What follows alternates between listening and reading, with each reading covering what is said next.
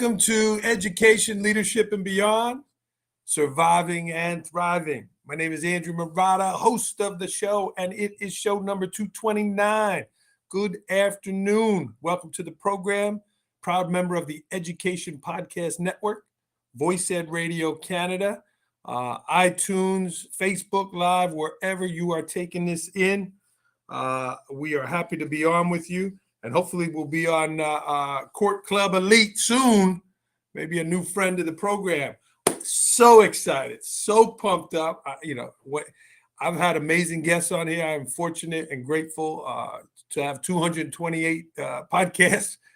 I got a legend on here today. I mean, not all guests are treated equal, but Mr. Ed Rush here. I can't think of any other word than legend. Ed, you're a legend. I got him in the waiting room here. I'm just so impressed with his career, what he's done, how humble he is, how willing to serve others. Just blown away and become a friend of Ed's and happy to associate with him. So we'll meet Ed here in a moment. Again, this is show number 229. I want to thank today's sponsor, Halvesies Cookies. They are with us. They're a friend of the program. And it's holiday time. We got Thanksgiving. We got Christmas, New Year's coming up. Order your family, order your friends. Send them some vacuum-sealed Halvesies Cookies. That discount code is Marotta20. We got to get some to Ed and his family and his grandchildren and all those people in his life. Halvesiescookies.com, discount code Marotta20. You will not be disappointed. It's like one of Ed's good calls on the court. They're good calls in your kitchen. So check them out, halvesiescookies.com. Let's kick the show off. The opening topic is longevity. Ed refereed forever. Ed has been mentoring officials and leaders forever.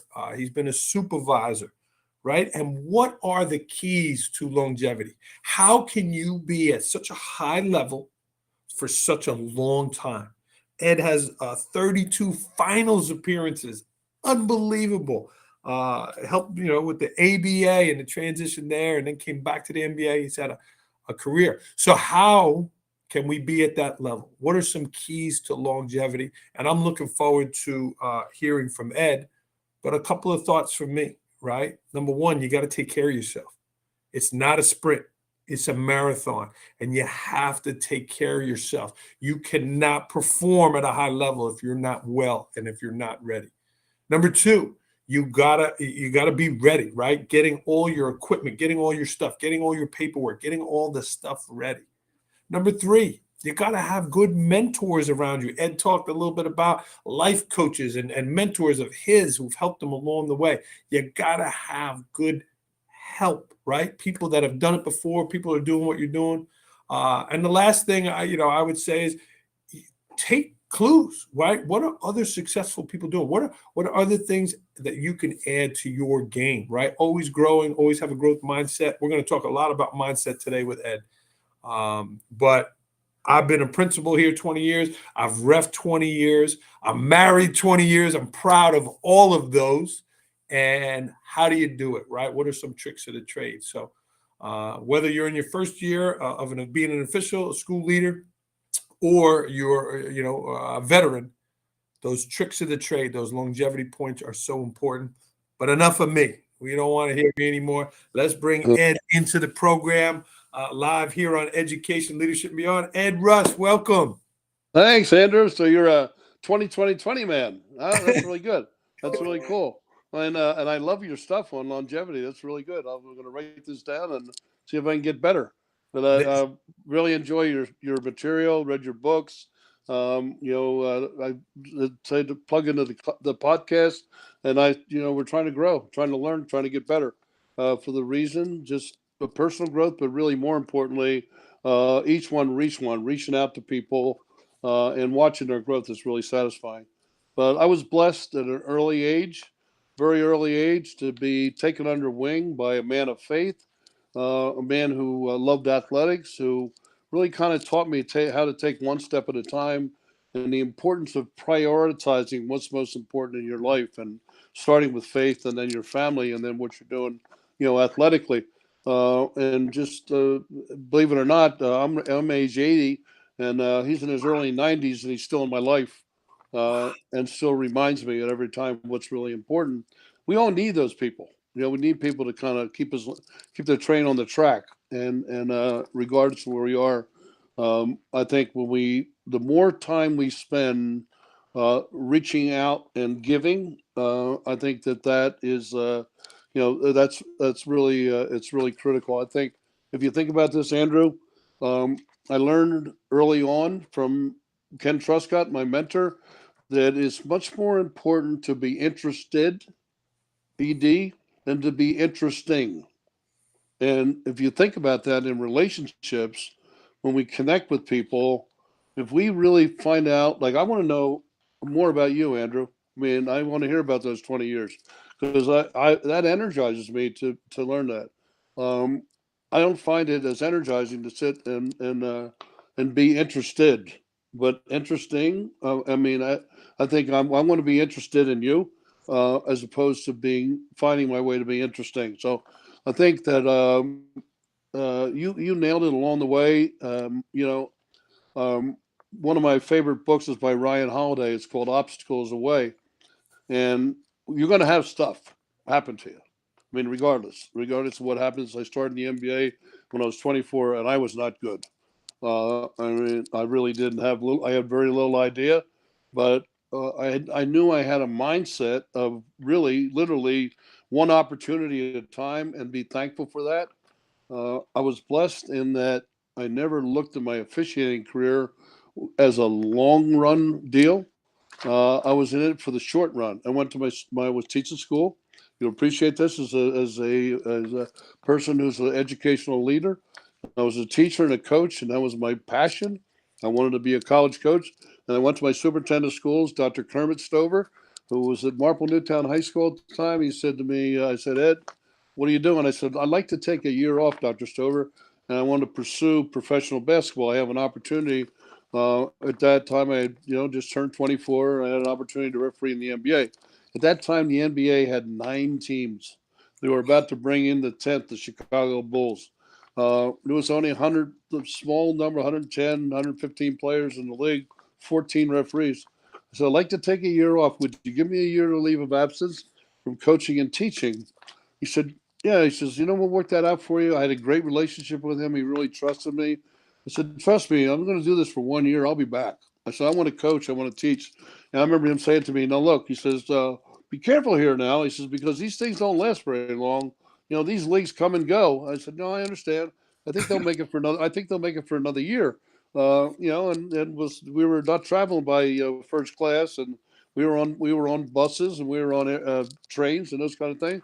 But I literally uh, was really blessed in the idea that every year that I worked in the league was my last, and I really meant that. And I said, okay, I went through my first year. And I said, okay, that was a learning experience, that's for sure. But I built a lot of trusting relationships, and I knew they reached out. I knew I was going to have an opportunity for a year or two. And I literally had a contract. It was one of the first contracts that before it was a handshake, and we're going to make, I started out with $60 a game. I mean, that was a big deal, right? $60 a game. Halfway through the year, they said, hey, Ed, you're doing a good job. Really like what you're doing. How about 75? So, I didn't care. At 75, that's fine. Whatever you want to do. At the end of the year, the commissioner, J. Walter Kennedy, called me. He said, would you come to New York? I'd like to talk to you. He said, we're expanding more teams, and we need to have more full-time officials. And I said, okay, Mr. Kennedy, I see that, but I want to coach. I'm going to go back to teaching. He says, well, I'd like you to come up. So I came up, and he sat down, and he said to me, what do you need? I said, well, I'm coaching football for $500, and I am coaching baseball, assistant coach for $300, and I'm teaching school, health and PA, doing a little driver training, jack of all trades for $5,000. So it says, okay, I add that up. That sounds like $5,800. I said, yeah, that's what that is. So he says, I'll tell you what, I'm going to do it for you. He says, I'm going to give you a guarantee of $100 a game, and I'm going to write this contract up that I'm going to guarantee you 60 games. I sat there and I said, wow, I just got a $200 raise. and I'm going to get all my expenses paid, and I'm going to see the country and referee these games. I'm going to get to go to L.A. and San Francisco. So I said, well, let me think about it, Mr. Kennedy. And so I came back. I said, okay, we'll do this. And he drew up a contract. It was a tiny little piece of paper and about 2 paragraphs, and I signed it. And that was my first deal. And I had to go back to Dr. Stover and say, hey, I appreciate you keeping this open, but I'm going to stay on here for at least 1 more year. And he said, well, I can't hold your job, but if you come back, I'm sure we can find a place for you. So every year was my last year. Wow. And of course, we got the game changed because we got what's called TV money.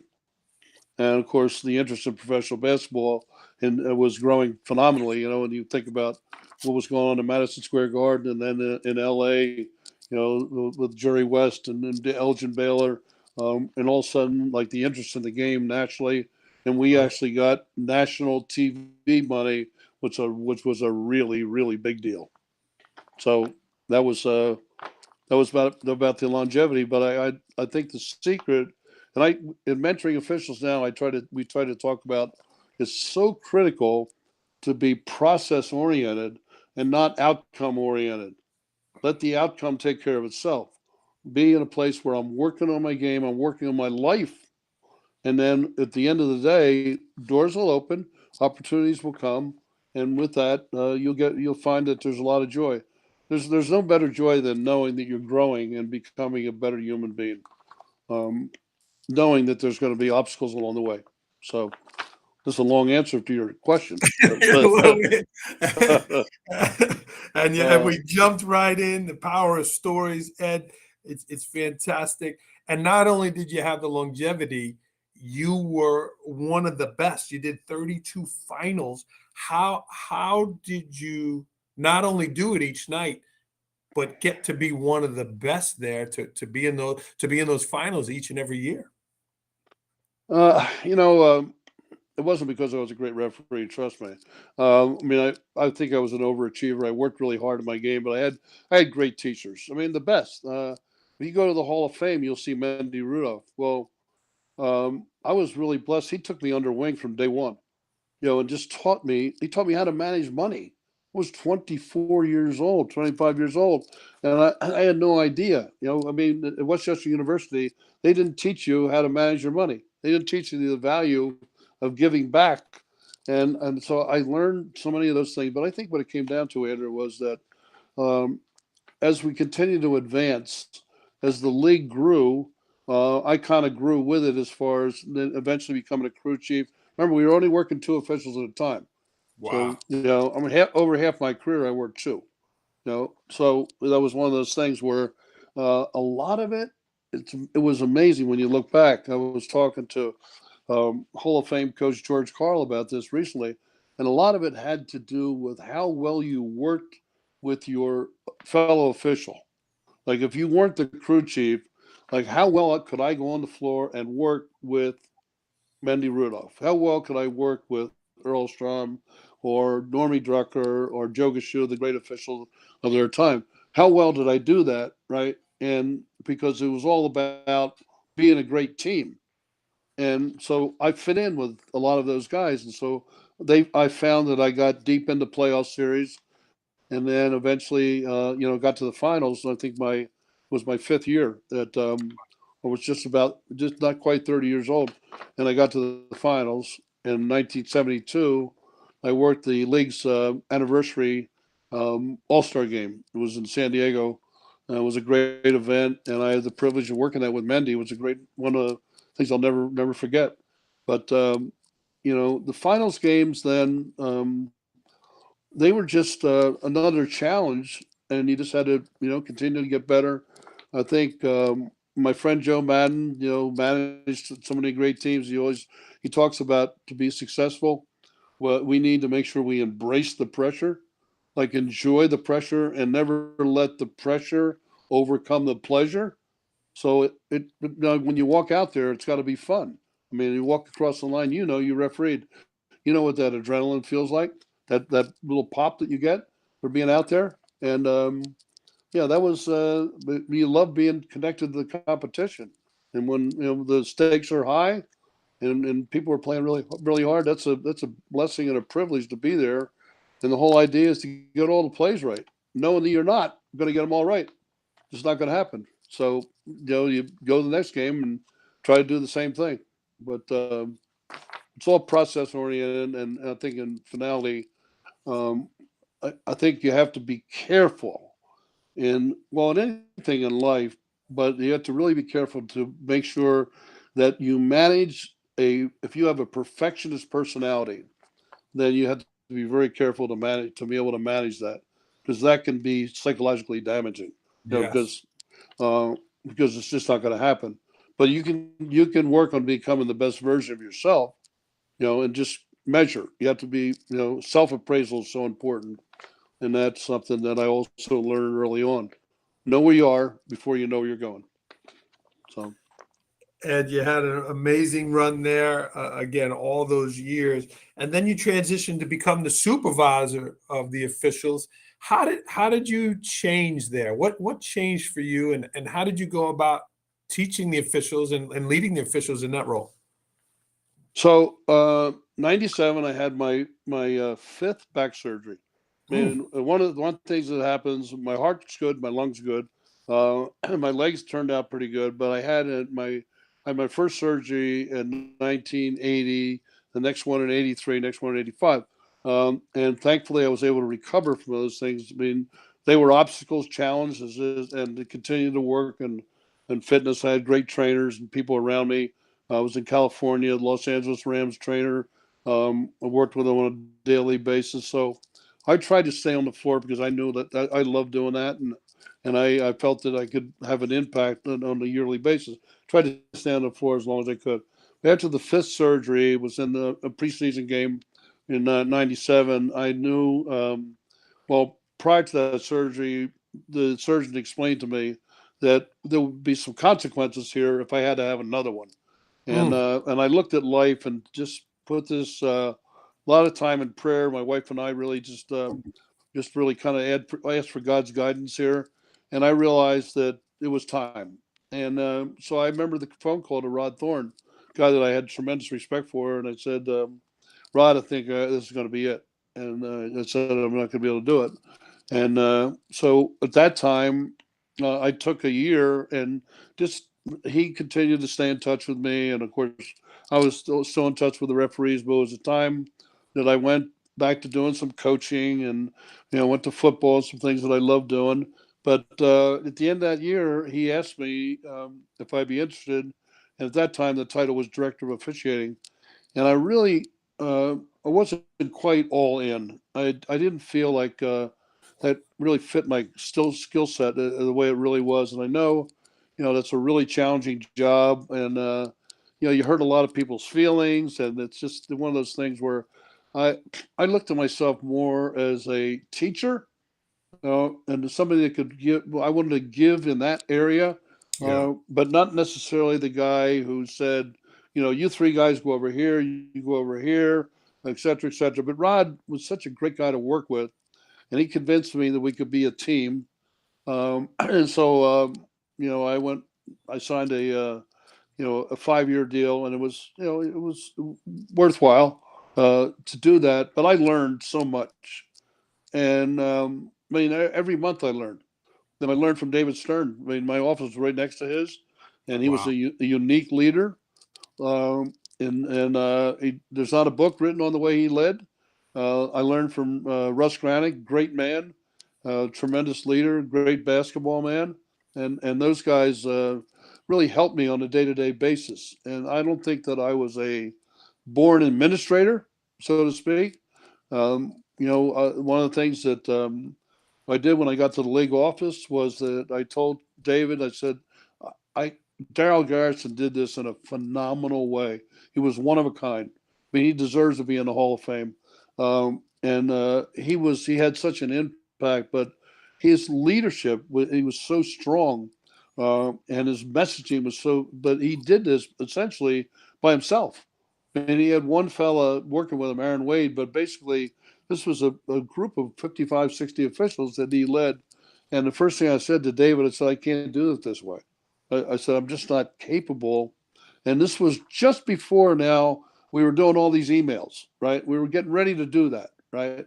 And he said, okay, what do you want to do? I said, I like to put together a team. And so he said, all right, let's talk about it. I said, well, the first person I want to talk to you about is Bob Lanier. And of course, I knew Bob as a player. I knew him, as a somewhat of an administrator. Had tremendous amount of respect for him. And I asked Bob if he would come with us. He said he would. We were very close. I miss him an awful lot. And he came on board. Well, he was so good for me because he taught me so much about. I had to learn about communication and with people who were just like dying on every word you were speaking. And even in recruiting, he had a phenomenal sense of people. I learned so much from Bob, and he helped us with our decision making, who we hire and who we don't, why. He was a great reader of character, and just a phenomenal human being. Lee Jones, who is a guy who terrific referee, came off the court. He was on our team. The late Wally Rooney, college referee, you may remember that, and then became an NBA referee, and he helped, tremendously. And then Joe Borgia, who was from an injury wave, came off the court, and he was the best guy I ever knew when it came to rules. And of course, Joe built the replay center. That was his baby. He built that whole thing. Everything they do up there is him. And he's since retired, but he's played a Hall of Fame level impact. That was my team. So I just had to make sure I spent a lot of time listening to them, because they're not screw it up, right? Yeah. When it came to the yelling, if Dave would yell at me, and I'd say, okay, fine. But the thing about it was that, and David knew this, I wasn't in corporate NBA looking for advancement. I was kind of back to refereeing, was doing this 1 year at a time, and if at the end of the year it wasn't going to work out, it was okay. Right. Yeah. I was going to move on. Right.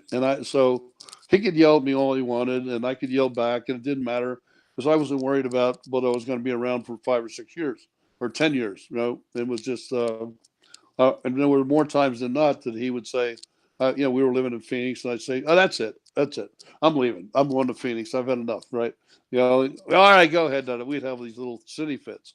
Then about 15 minutes later, I'd walk into his office, and he said, all right, sit down. We're going to figure this thing out or not, and he was phenomenal. But I love those little fights because they were pretty spirited, and people in the office would hear this, go, these guys are going to kill each other, but it was very respectful, and but it was energizing for sure. I learned so much from the people around me, but Rod Thorne was about as good a partner. He was my superior. I answered to him, none better. And his contribution to the game has been immense. And I was blessed to be, at his hip. And I watched a guy who had phenomenal courage. Just unbelievable. He was disciplined.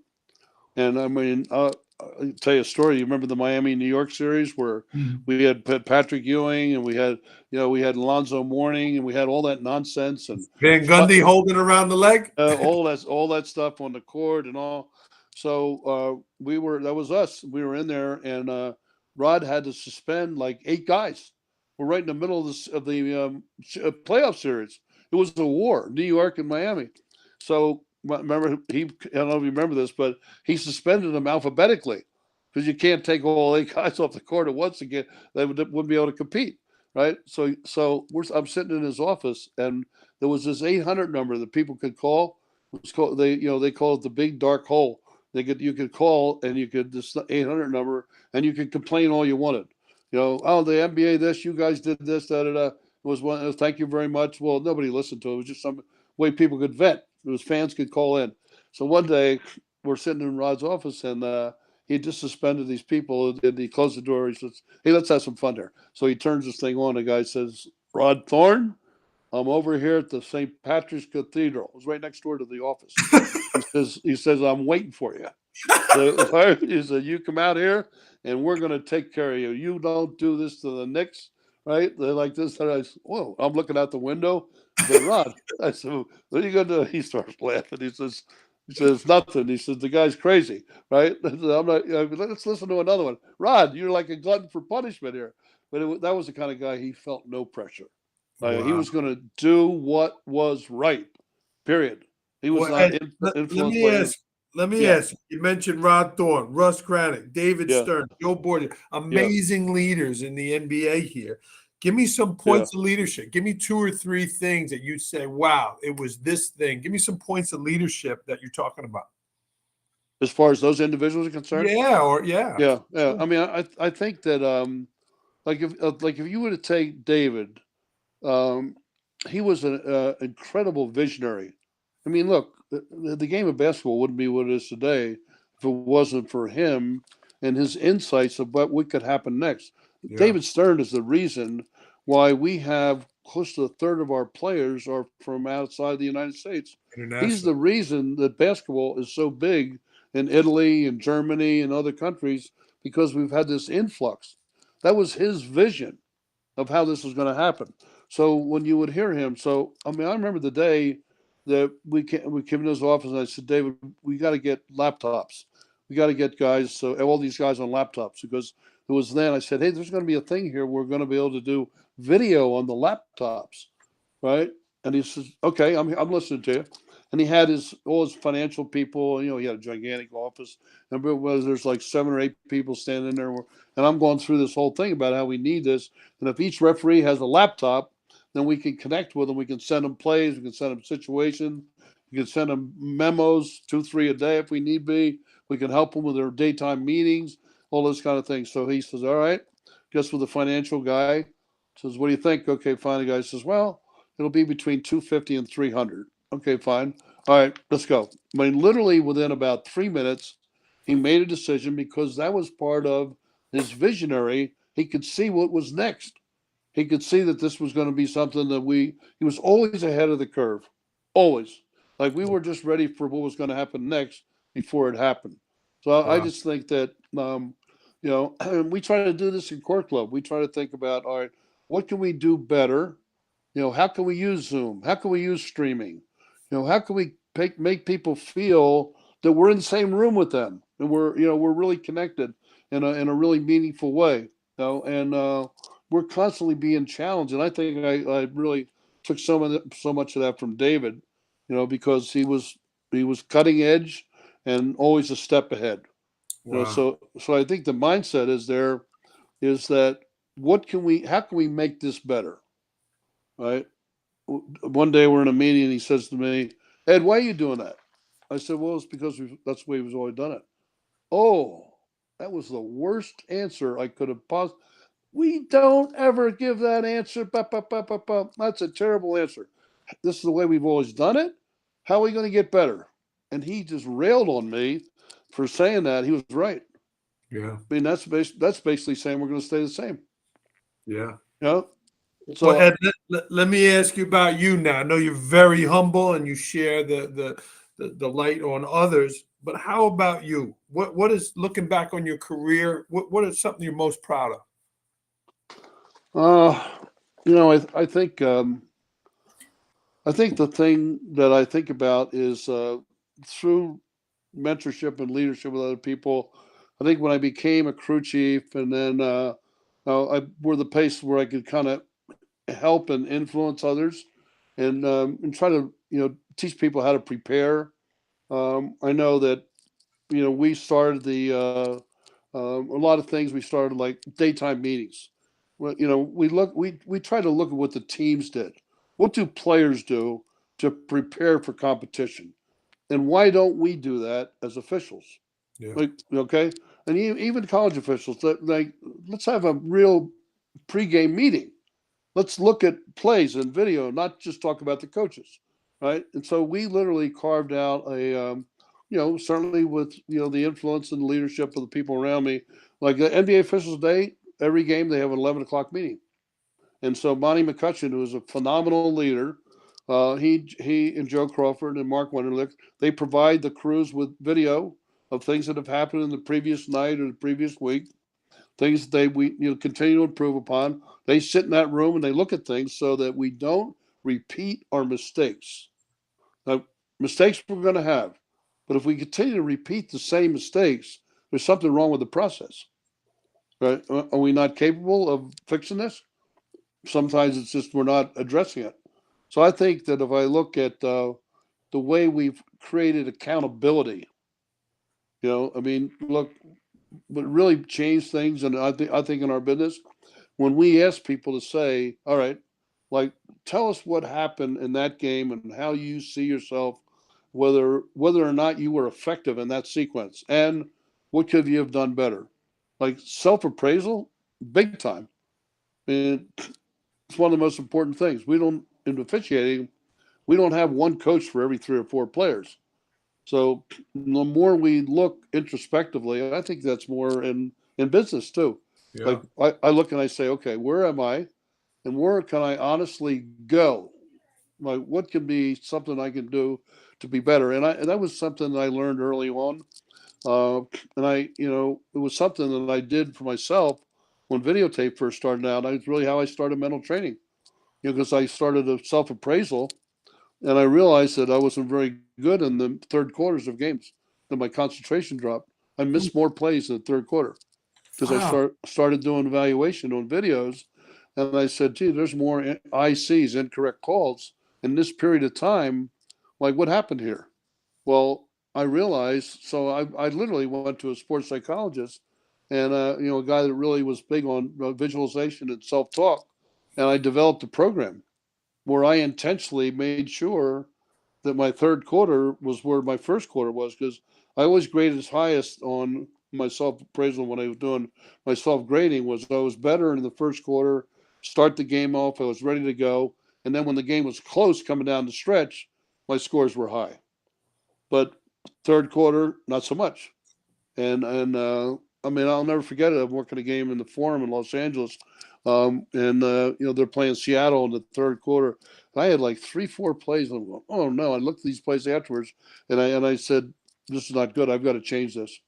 And I knew I had to get help, and that was when I started, the whole self talk thing.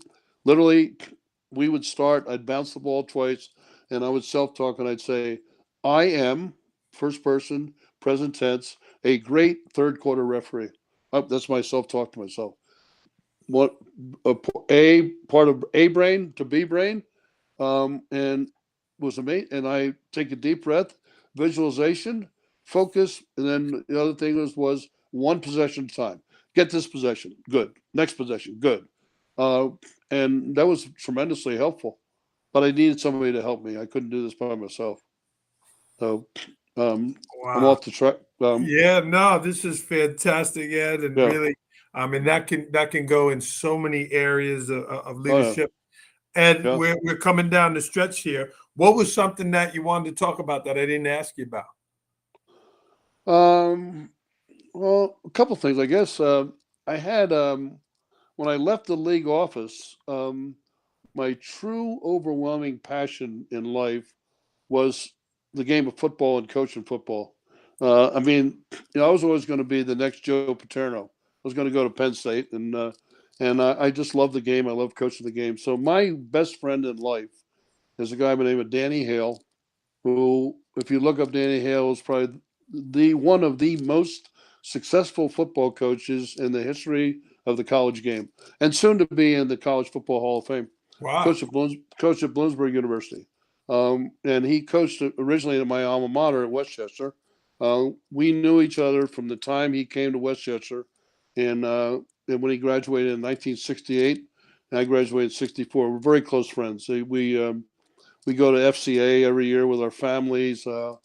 Just a lot of things that we did in common. We had our faith. We still today, he and I go and we do a prison ministry, and we go once a month to a maximum security prison in Pennsylvania, and Wow. spend time with these guys. But Danny talked me into. It didn't take a lot to come into Bloomsburg to help him as an assistant coach.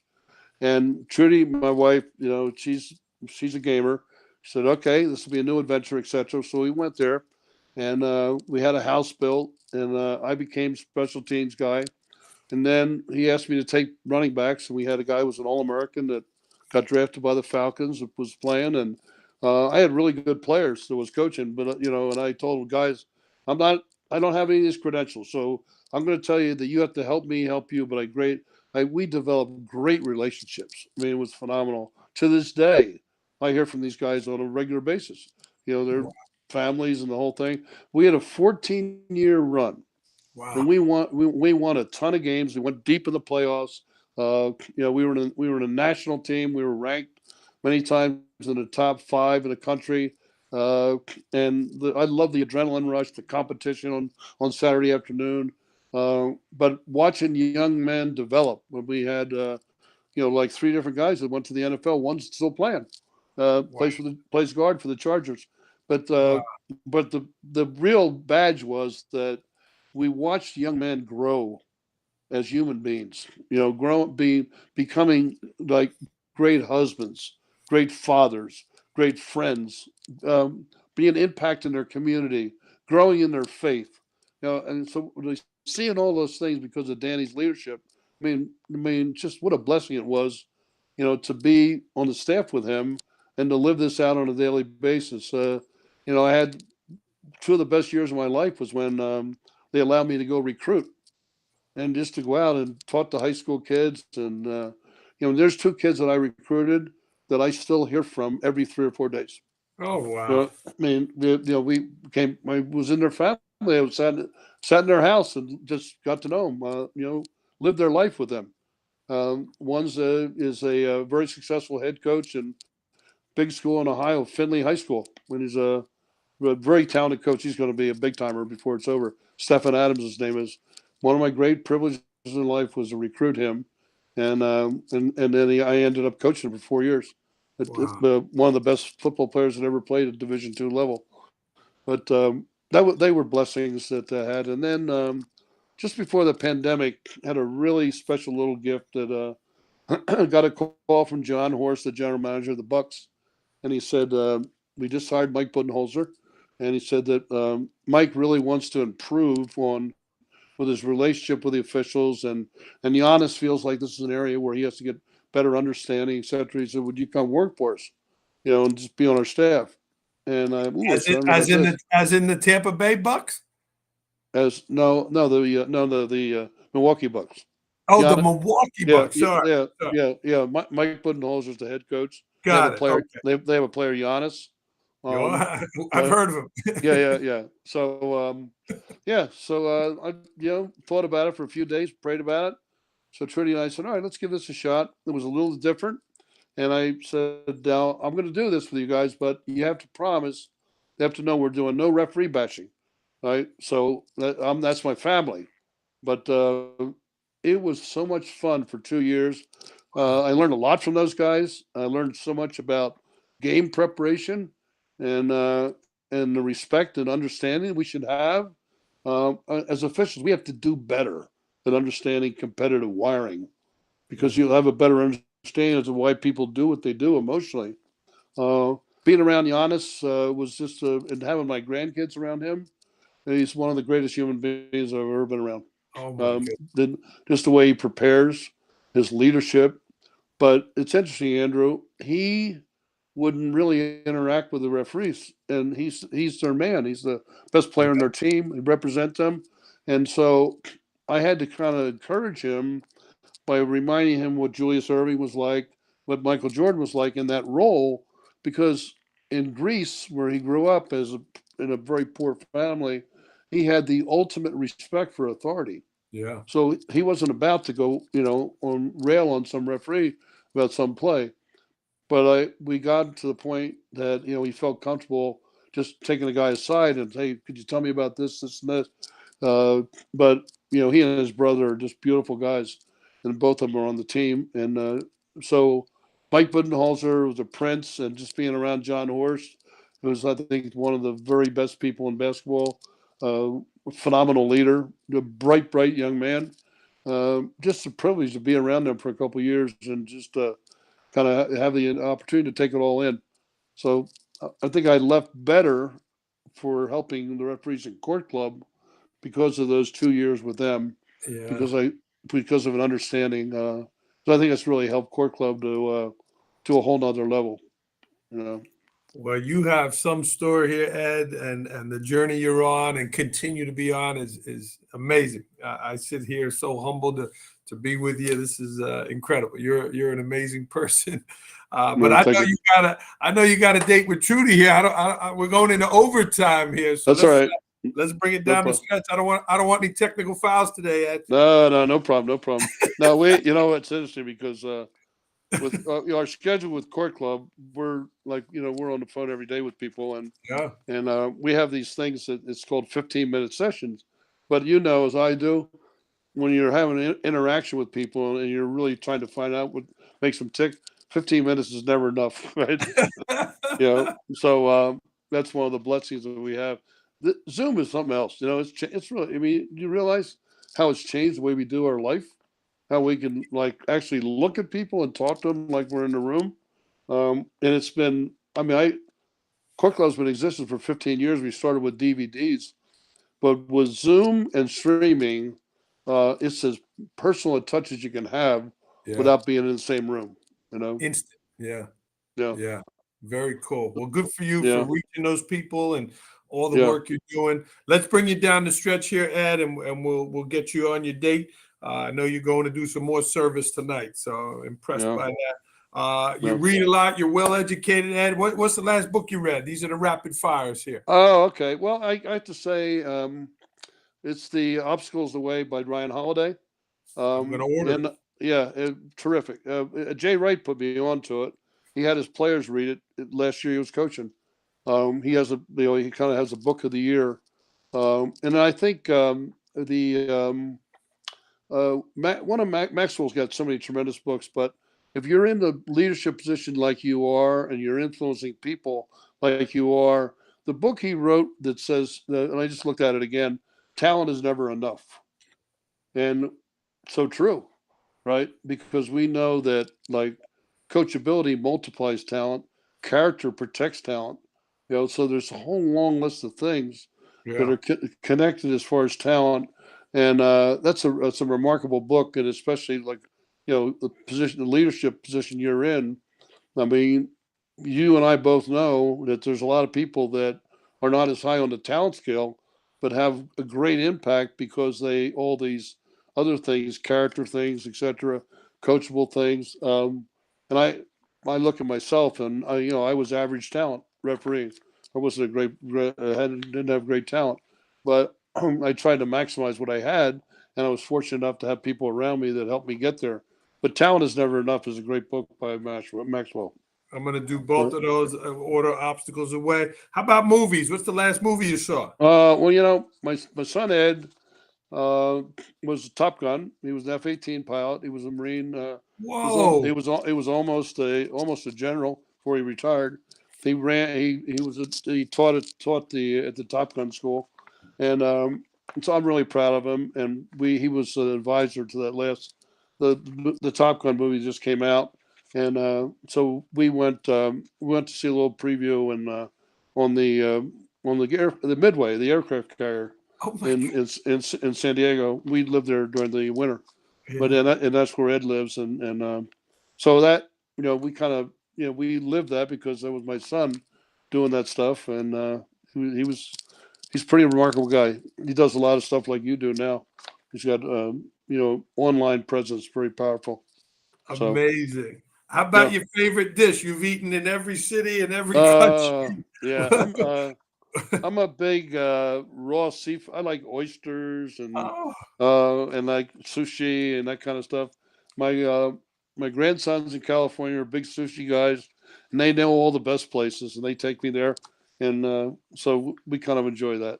So the best referees are the best because I think because they possess great character, and they have that little thing inside that tells them what's right and what's wrong, and they do things for the right reason. I mean, when you ask them a question, they will give you an answer, and not necessarily something that is manipulated an answer that you want to hear.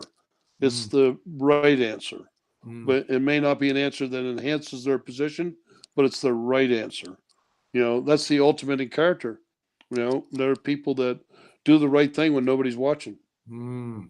And I just think that I've been blessed to be around a lot of those folks, and I think that's the people that rise up above everybody else.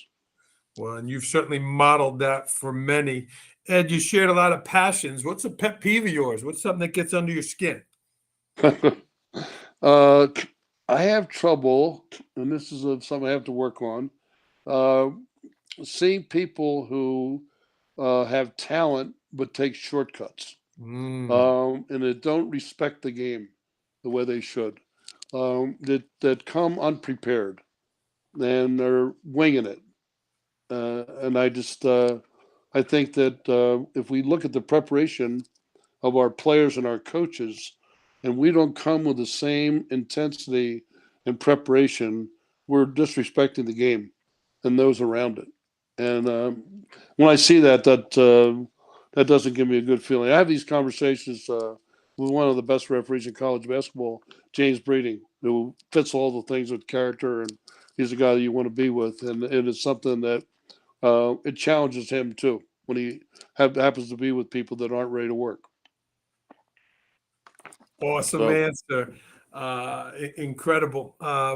At 8 a.m. on Saturday morning, I feel fill in the blank. I'm usually not awake by then, but at age 80, that's a crazy answer in the question. At age 80, it literally takes me about 45 minutes to an hour to get my motor going. Just to Okay. kind of go through meditation, breathing, reading, moving. Start to stretch. So if I get up at 7, if you and I have something to do at 8, I got to make sure I get up and get ready to go by 7. To get my motor going. I'm a little bit of a slow starter, but I try to finish strong. I'll tell All you right. this, Ed. It's worth the wait. Yeah. Thank you. Uh, Two words to describe yourself. um, I would say uh, motivated and introspective. How's that one? Mm. Um, um, I just think yeah, I've just learned at an early age to think about what can I do to make this better, on a daily basis. And I am so blessed to be married to Trudy Rush because I watch her live this out on a daily basis without no fanfare, and she doesn't want any attaboys. And it's just like it's who she is. She grew up in a little town in Indiana, and just she's all about helping kids and people. I mean, the stuff that she does with our grandkids is remarkable. But everything she does and she's around, it's better because of her. And all I got to do is watch her, and I learn. So I'm way behind the curve with her because she sets the tone and the example in our house for sure. Something So, about Ed Rush that people do not know about. I think I don't know whether people know how much I love competition and how much I love the game of football. And I could like watch games all day. I mean, and I could, lock and load Sunday and do the same thing. Can you And watch I'm the game, a Ed? Can you watch the game, or are you watching the game as an official, no, I'm watching the game as a coach. as a coach? So yeah, so I sit like we have this double chair we have a big screen in our front room. My grandson Tommy, who's a freshman football player at Germantown Academy, he'll come over and he brings his pad. He's got this big folder of plays and schemes, and literally he and I will sit Mm. on a Saturday afternoon, Saturday evening, and we'll just X and O. Right, and we'll just X and O. But okay, defense rolls down here. We got the 9 technique. How are you going to block him? How are you going to block this guy on the backside? Da da da. And literally, we do football. He's brilliant. I mean, his mind is unbelievable as a 15-year-old. He's a quarterback, receiver. He's going to be a really good high school player and maybe beyond that. But I love that aspect of digging into the game. And I was blessed to know some guys that coached at a really high level, Les Steckel, who was in the league for about 20 years. His son's an assistant with the Titans. He was one of my best friends. Like, I had an opportunity to really learn the game from him and from Danny Hale. So, like, I'll sit there and I really wish that I could still coach.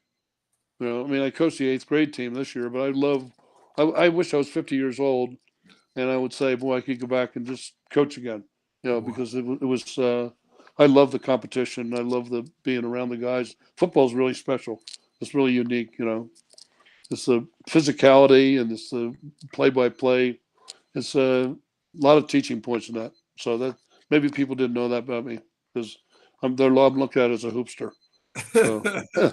Well, I can hear your alarm in the background. Trudy's going to come in and call No, technical. no, Ed, we're good. last question. A quote. You've said so many beautiful things here. I'm beyond blown away by you and your presence.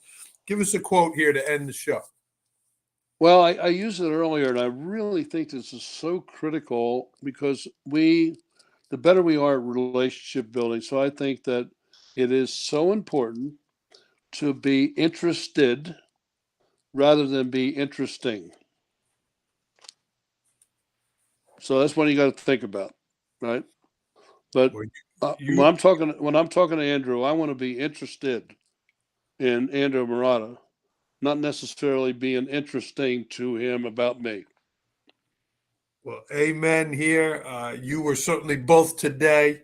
It was truly an honor to be with you, Ed, and someone who's looking to make an impact on the world. I'm in awe of what you've done and how humble you are and the impact you've had on many. Thank you.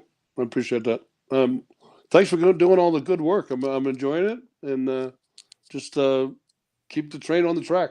We'll keep it going. I'm trying to get to one finals. You were at 32. Everybody, this was Ed Rush, legend. Again, the work he's doing now with Court Club Elite. The website is there below. Check them out. If you're an official, I highly recommend you subscribe. They're doing so much to reach officials, and Ed is certainly one of a kind. Thank you, Andrew. Yeah, thank you, Andrew. It was an honor to have you on. Stay on the line a sec, Ed, so I can say goodbye. But we're going to sign off here on show number 229 with the legend, Ed Rush, signing off here on Education, Leadership, and Beyond. If I can help you in any way, folks, please reach out at Andrew Marotta 21. Keep rolling, friends. Keep surviving and thriving.